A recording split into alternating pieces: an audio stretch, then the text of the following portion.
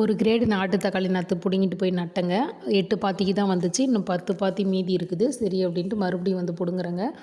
நாற்று வந்து அந்த இதுக்கு சரியாக போயிடும். மறுபடியும் வந்து ஒரு கிரேடு பிடுங்கிட்டு போகலாம் அப்படின்ட்டு பிடுங்கிட்டு இருக்கிறேங்க. பிடுங்கி எல்லாம் அலசி ஓரமாக வச்சுட்டு மறுபடியும் நடுறதுக்கு ஆரம்பிச்சிட்டேங்க.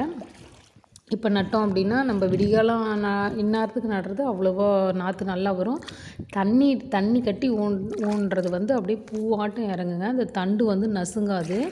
நம்ம வந்து இந்த சாயந்தர டைமில் வந்து எப்பயுமே நாற்று நட்டோம் அப்படின்னா விடிய விடிய பனியில் வந்து நல்லா வந்துடும். நாங்கள் நட்டுக்கிட்டு இருந்தோம். ஒரு 3 பாத்தி இருக்குது. அப்பயே தண்ணி வடிஞ்சிருச்சு. சரின்ட்டு நட்டுட்டு முக்கால் வெயில் தாங்க நட முடிஞ்சுது. அதுங்காட்டி தண்ணி வடிஞ்சு போச்சா, சரி நிறுத்திட்டு காலையில் வந்து நட்டுக்கலாம் அப்படின்ட்டு மறுபடியும் தண்ணி நிறுத்திவிட்டு இருக்கிற பாத்தி கொஞ்சம் கொஞ்சம் அந்த அரைகுறையாக பாஞ்சதெல்லாம் நட்டுவிட்டு வீட்டுக்கு கிளம்பியாச்சுங்க.